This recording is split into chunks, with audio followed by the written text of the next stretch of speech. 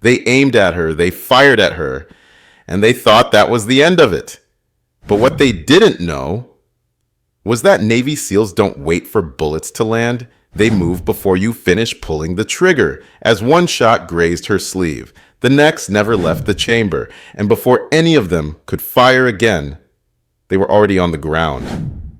Because they didn't just pick the wrong target, they picked the wrong timing and learned the hard way. Navy SEALs react faster than bullets.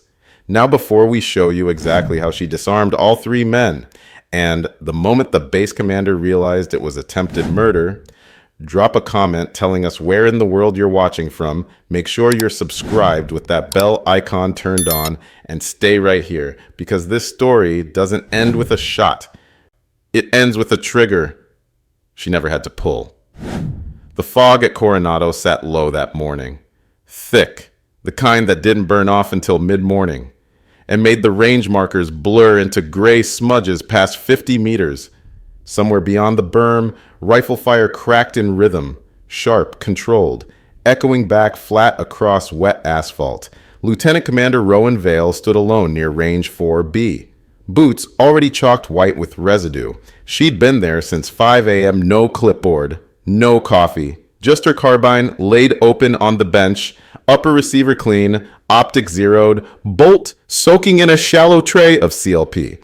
Her fingers moved without sound, the same way she breathed, the same way she shot, nothing wasted. She didn't wear rank on her sleeve anymore. The regulation fleece covered that. But anyone who'd been here longer than a couple months knew who she was, or at least knew the rumors. Salvage diver, deep water ops, once surfaced with a pilot strapped to her chest after a chopper went down in the Gulf. Didn't talk about it. Didn't need to. Ma'am? She glanced up. Lieutenant Pierce walked toward her with that easy swagger guys get when they've never been shot at, but like instructing people who have. Pressed cover, perfect boots, that permanent smirk plastered across his face like it came with the uniform. You're on today's schedule, but the duty rotation says observation only. You good with leading reaction drills instead? Vale nodded once, locking her bolt forward with a soft click. Confirmed last night with Holland. I'm cleared to run 4B. Pierce raised a brow. Didn't think eye surgery cleared you for frontline oversight. Must have healed quick. Vale said nothing. She walked past him, checked the line sensors manually, and cycled the targeting board. The whir of the turret arm echoed hollow in the mist as it rotated toward the start zone. Pierce didn't push, just turned toward the arriving trainees. 3 of them, Cruz, Decker, Lomas, mid-20s, fit, loud. All 3 were near the tail end of Phase 3 certs. Word was they'd been handpicked for fast-track integration into a mobility platoon, but none of them had seen combat. Not yet. Decker spotted Vale first. Thought today was a sim day. Pierce grinned. Upgrade. You get a live instructor. Lomas muttered under his breath, just loud enough. Didn't know they let instructors come back after retirement. Vale keyed the target reset. I was on medical hold. Now I'm not. Cruz exchanged a look with Decker. Guess that makes you our guinea pig. Vale didn't flinch. I'll run the initial string. You'll follow. Pierce raised a hand like he was introducing halftime. Gentlemen, please give a warm welcome to your very own living relic, Lieutenant Semdir Rowan Vale, back from the optometry ward and ready to teach you what reflexes used to look like. The sarcasm didn't land the way he thought it would. Vale stepped onto the firing line, racked her slide, and lowered into stance. As she locked in her cheek weld, Decker called from behind. You ever been on the wrong end of a barrel, Commander? Vale didn't move. Then she said, calm as glass, only once. Pause. Fog drifted past the range flags. It ended badly. The fog had mostly burned off by the time all 4 of them stood shoulder to shoulder at lane 2. The brass from Vale's run still glittered on the ground. She'd put 3 controlled pairs through each target, 6 plates in just under 8 seconds. Not fast and not flashy, just exact. You boys ready? Pierce asked, clipboard tucked under one arm, sunglasses finally pushed up now that the sun had cracked through. Cruz twisted his neck side to side. Born ready. Decker checked his sidearm with way too much care. Hope she doesn't flinch too hard. Vale stood just off to the side, hands behind her back, stance relaxed. She wasn't coaching, not yet. Today's drill is a reflex simulation, Pierce announced, loud enough for the other lanes to hear. You'll raise, acquire, and fire on auditory cue. Sim pistols only. One shot, one chance. He tossed each trainee a weighted sim pistol, blue slides, molded rubber grips, identical in feel to a live M18. Enough kick to reinforce real mechanics. Enough velocity to leave a mark if you screwed around.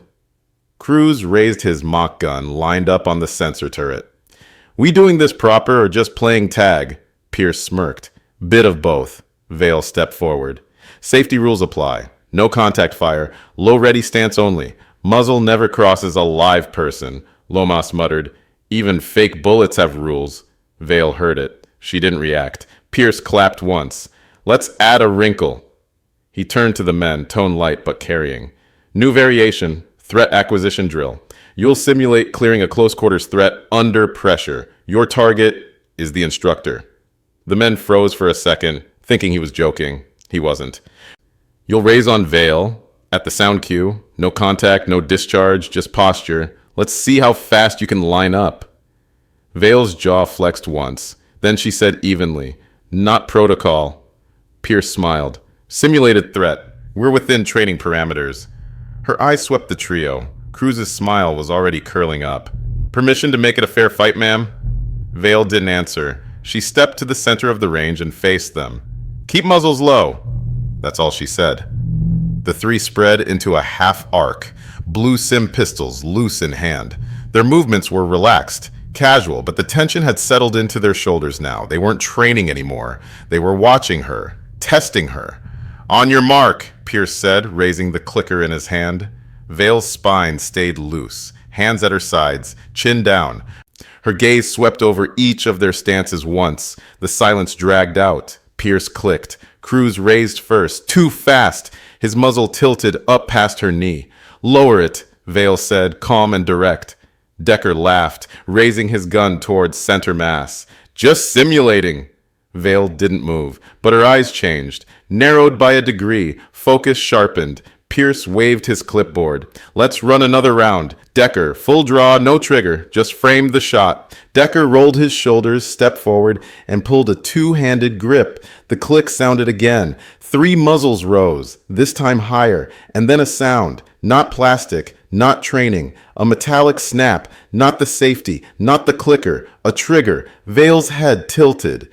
And one of the sim pistols shouldn't have made that sound. The sound was wrong. Sharper, heavier. You could feel it in the ribs. Not the ears. A metallic crack that didn't belong on a training line. A live round tore through the fog and hissed past Vale's head close enough to sting her cheek. A fragment of gravel spat up from the lane wall beside her boot. For half a heartbeat, no one moved. Then instinct seized the range. Cease fire, Pierce barked, but his voice was already too late. The echo of the gunshot still rolled across the concrete. Vale dropped to one knee beside the equipment bench. Not for cover, to read the scene. Years of repetition turned chaos into geometry. Angles, distances, hands, eyes. 3 muzzles still up. One faint coil of smoke rising from Decker's pistol. His pupils were wide. The weapon trembled in his hand, finger still near the trigger guard. Decker, Vale said, calm, flat. Set it down. He didn't. His brain hadn't caught up to what his hands had done. Cruz stammered, that wasn't live. These are blue. Vale's gaze dropped to the pistol in Decker's grip. Blue slide, yes, but she could see it. The black steel insert sitting where a polymer plug should have been. Someone had swapped a sim barrel for a live insert. Her stomach sank. Her face stayed unreadable. Pierce moved forward 2 paces, hands up. Everyone freeze. Nobody moves. But Decker twitched. Not out of aggression. Out of shock. His wrist jerked. Weapon bobbing dangerously high again. Vale's voice cut across the range. Quiet but magnetic. Corporal, eyes on me. He met her stare. Finger off that trigger. Now. His breathing was ragged. She watched his chest, not his words. Saw the tremor pulse through his forearm. The telltale microspasm right before loss of control. She'd seen it before in combat zones, in panicked rookies moments before tragedy. Her thumb flexed unconsciously, that half second before a mistake. That was the only window she ever needed. Pierce shouted again, louder, panicked this time. "Put it down!"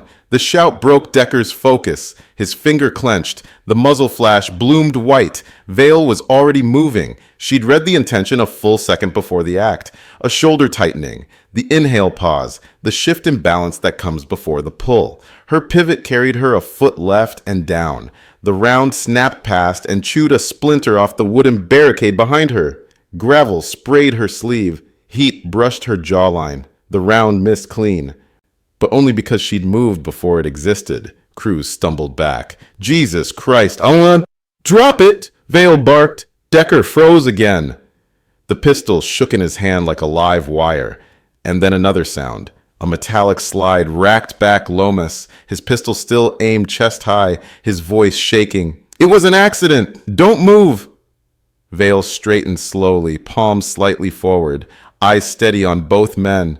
"You don't want to do this," she said softly, but Lomas's hands were trembling now, caught between fear and pride, and as he blinked, Vale's foot shifted. Another heartbeat, another click, and this time she moved before the gun could. Time didn't slow, it just became simple. Lomas's shoulders dipped the tiniest degree, elbows narrowing as he braced for a shot he didn't mean to take. That was all Rowan Vale needed. She saw the mistake forming. Not in the weapon, in the body behind it. She closed the space in 2 strides. Lomas's muzzle twitched up and her left hand snapped to his wrist, thumb pinching down between tendon and bone just above the radial head. His finger hadn't even reached the trigger before the pain hit.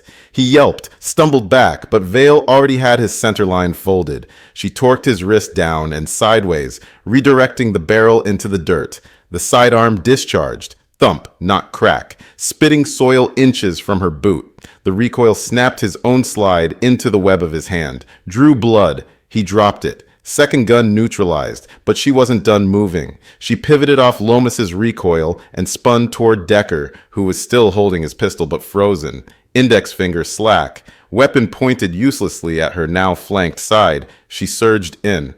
Her right hand swept his arm down. Her elbow followed through, jamming into his sternum and knocking the breath from his chest. The pistol fell with a clatter. Decker crumpled, coughing, one hand clutching his ribs. 2 down. Cruz was still standing behind them, weapon out, eyes wide, but something shifted in him. It wasn't fear, it was disbelief. Like the rules of physics had just been rewritten in front of him. He blinked, dropped his weapon before she even reached him, held his hands up. I didn't! Fire, I swear!" Vale stopped 1 pace away from him. Her breathing had barely changed, not a single drop of sweat on her brow. "I know," she said.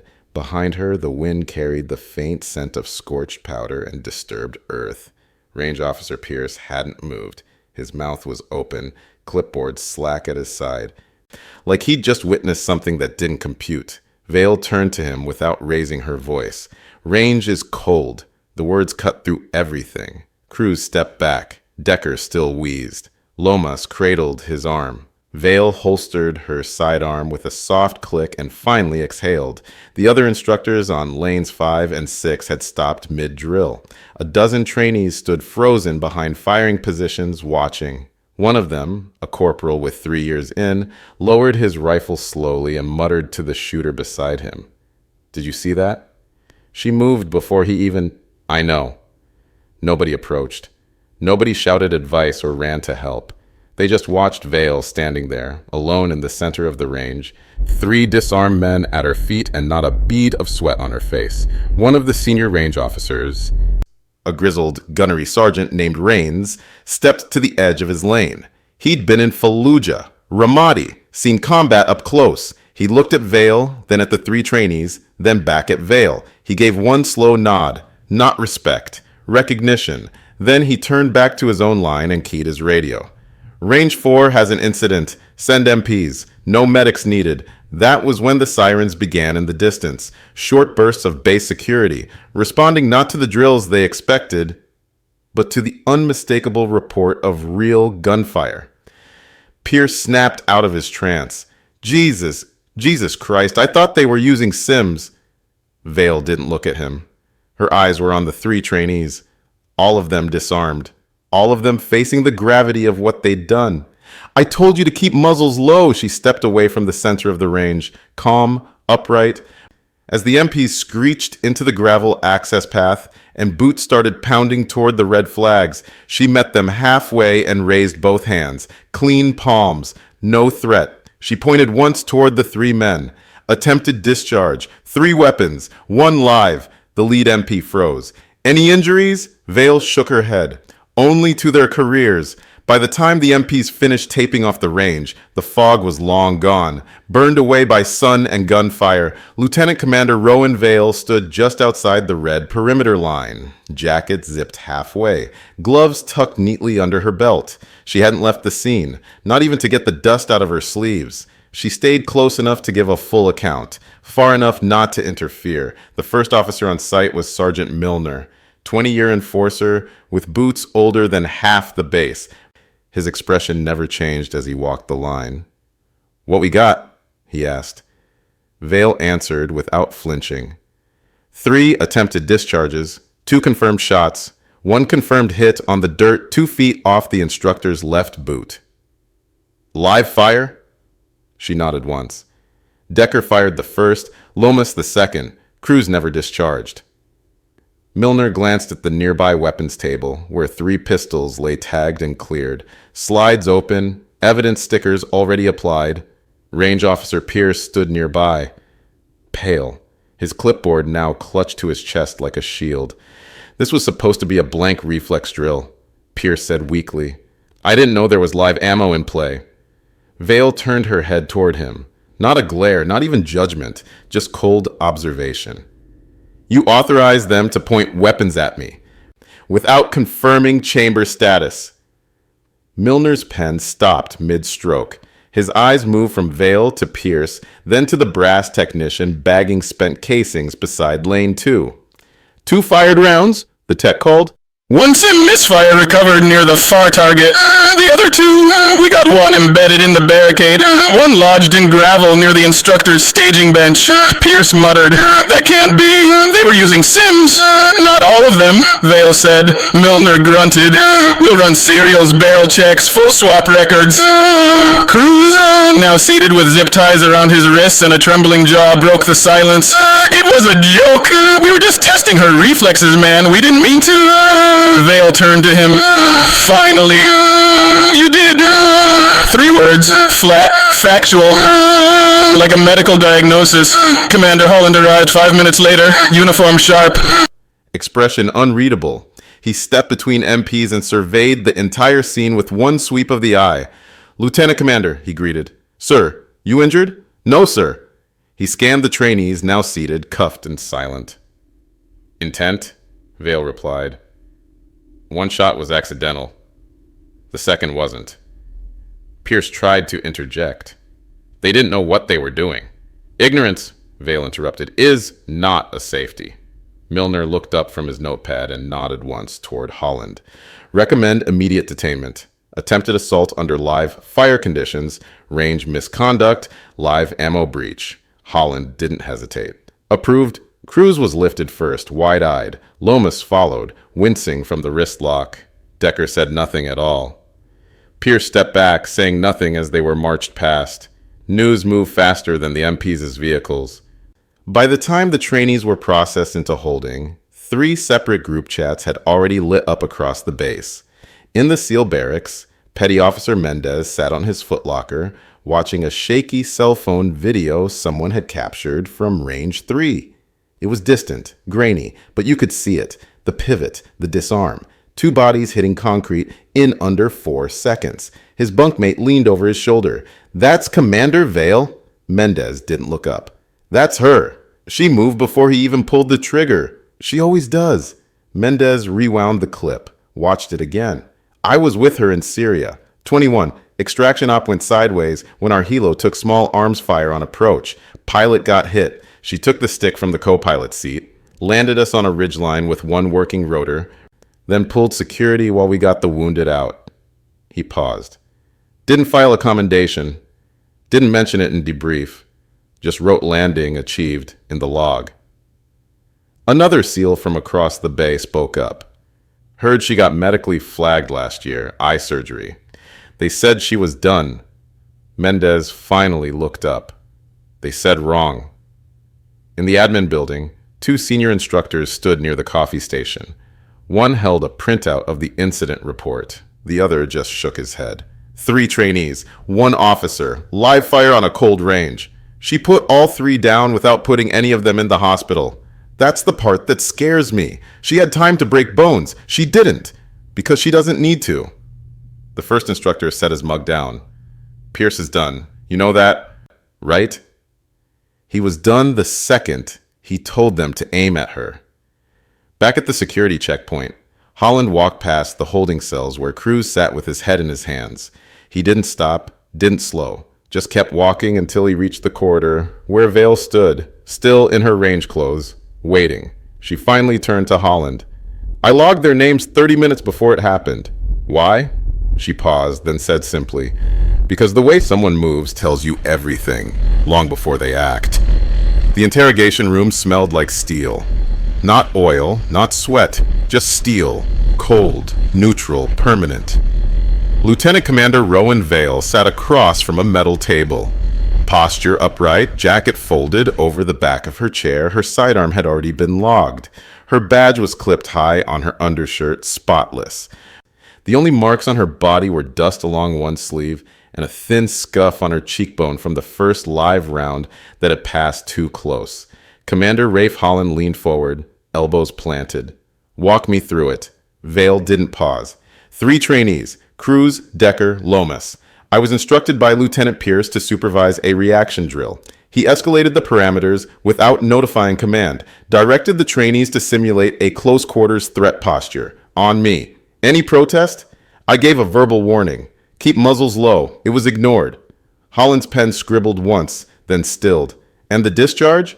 Decker chambered live. First shot missed. Barely. Lomas followed with a second. I deflected before impact. You move before the trigger? Vale's voice remained level. Yes. Holland raised his eyes. That's why you're still here. She didn't smile, didn't blink. That's why I moved. He studied her a moment longer, then nodded toward the observation mirror. Forensics synced footage with barrel timing. You shifted point before hammer release. Full movement recorded at negative 0.19 seconds to impact frame. Vale just looked at him. The average draw to fire is 0.25. The body telegraphs before the weapon does. Meaning? People always tell you when they're about to kill. Most just don't read the language. Across the hallway, a second room wasn't nearly as composed. Pierce sat under buzzing fluorescent light, forehead sheened with sweat. His chair squeaked every time he leaned forward, trying to justify, explain, backtrack. I didn't load any live rounds. I issued standard sims. Maybe someone swapped them. I mean, they were just running a drill. The investigator across from him didn't respond. He just tapped the printout in front of him. Chat logs, group thread, dated 2 nights before. Bet I can make her flinch. She's not gonna last the week. Let's see how fast Grandma Seal really is. Pierce's face turned a shade lighter. I never approved that. You let them point loaded weapons at a superior officer during a simulated exercise. Pierce's breath stuttered. She wasn't supposed to move like that. Back in the first room, Holland reviewed the type statement Vale had signed. Nothing dramatic, just bullet points, objective facts. He folded it once. Formal hearings scheduled. You'll be called. I'll be ready. He stood to leave, then paused. You've had command over hundreds of trainees. Why didn't you report Pierce's conduct earlier? Vale's eyes didn't flinch. Because until today, I didn't have proof. Holland watched her a moment longer. Now you do, she nodded once. I don't care about punishment, sir. Then what do you care about? Her answer was quiet. Final. Correction. The walls of conference room 3A were bare. No seals, no plaques. Just concrete, matte paint, and a single mounted screen that hadn't yet flickered on. At 8:59, Lieutenant Commander Rowan Vale entered in full uniform. bars polished, dive insignia centered, no makeup, no expression. She stood behind the second row of chairs, spine straight. Across from her, seated at the long steel table, were three officers. Commander Holland at center. To his left, a legal rep from Base JAG. To the right, Commander Sloan from Training Oversight. They didn't speak as the door opened again. Corporal Cruz entered first, wrists unbound, but hands clasped too tightly behind his back. Behind him, Lomas, his arm in a sling. Then Decker, eyes red, jaw locked tight. All three sat as directed. Their unit CO remained standing behind them, expression unreadable. "Begin record," Holland said. The JAG officer clicked a device. The room's quiet began to count. Proceeding under Administrative Article 15 hearing. Attempted assault on a superior officer under live fire conditions, negligent weapon handling, conduct unbecoming, dereliction of command. He tapped the remote. The screen came alive. Black and white footage, range view from lane 2. Pierce issuing the drill instructions. Three trainees forming a half arc, muzzles lifting, then the first flash. Vale's evasive pivot. Second shot. Disarms, strikes, weapons falling, MPs arriving. The playback stopped. Nobody said a word. "Do any of the trainees dispute the visual record?" Holland asked. None answered. "You may speak freely." Still nothing. He turned to Pierce, seated alone at the end of the table. "Lieutenant?" Pierce cleared his throat. I issued the drill under simulated parameters. I had no knowledge that any live rounds were present." JAG lifted a hand. "Sir, ballistics confirmed that 2 of the sim barrels had been illegally replaced. Matching serials with unauthorized inserts. Investigation ongoing into whether that occurred prior to or during the exercise." Sloan leaned forward. "Lieutenant Pierce, are you denying responsibility for safety protocol violations under your supervision?" Pierce hesitated. I didn't think that," Holland cut in, "is the only accurate thing you've said all day." Silence fell again. Then Holland looked to Vale. "You were offered the option to press charges directly. You declined." "Yes, sir." "Would you like to amend that decision?" She shook her head once. "No, sir." "Why not?" She glanced at the trainees, not cruelly, not kindly, just a surgical read. "Because correction was achieved." The phrase landed heavy. Even the JAG officer looked up. Holland clicked his pen shut. "Here are the rulings." He read without fanfare. Decker, court-martial, referral. Lomas, same. Cruz, suspended training, 6 months restricted duty, probationary reinstatement only under command, sponsor. Pierce, removed from command indefinitely. Range 4B, suspended pending safety audit. Finally, he turned back to Vale. "You've been reassigned." She didn't blink. "Understood. Lead instructor, reaction and restraint conditioning, permanent billet." She nodded. "That all?" Holland paused, then said more quietly, "Fastest reflex I've seen in 20 years, but it was your restraint that saved lives." Vale said nothing, but she looked him in the eye, then turned and walked out the door. The range was quiet again. No fog this time. Just a dry breeze rolling in from the ocean, carrying the smell of brass, salt, and sun-scorched plywood. The targets were new, fresh silhouettes stapled to stands that hadn't yet been chewed up by lead. Lieutenant Commander Rowan Vale stood at lane 3, recentering a steel plate that leaned slightly left. She adjusted it with 2 quick turns of a wrench, then stepped back, boots crunching over old shell casings scattered like faded memories across the concrete. She wasn't wearing rank today, just range gear and a black cap pulled low over her brow. No medals, no insignia, screaming authority, just presence. From behind the shade tent, a younger recruit approached, lean, nervous, 20-something, clearly green. He stopped 2 steps away and stood awkwardly at attention. "Ma'am?" Vale turned, nodding once. "At ease. I heard about what happened with the last team." She raised an eyebrow, but said nothing. He hesitated, then added, "Requesting permission to train under you, ma'am." She studied him a second longer. His eyes didn't dart. His stance didn't slouch. But his hands fidgeted, just slightly, near his belt line. Nervous, not disrespectful, she tossed him a pair of ear pro. Start with 15-meter control pairs. Clean resets. No hero drills. He caught the muffs awkwardly and nodded fast. Yes, ma'am. As he moved to the firing position, Vale turned her attention to the table beside her. Laid out with fresh mags, spare bolts, a roll of targets, and one blue journal where her own notes were kept in shorthand. She flipped the cover closed.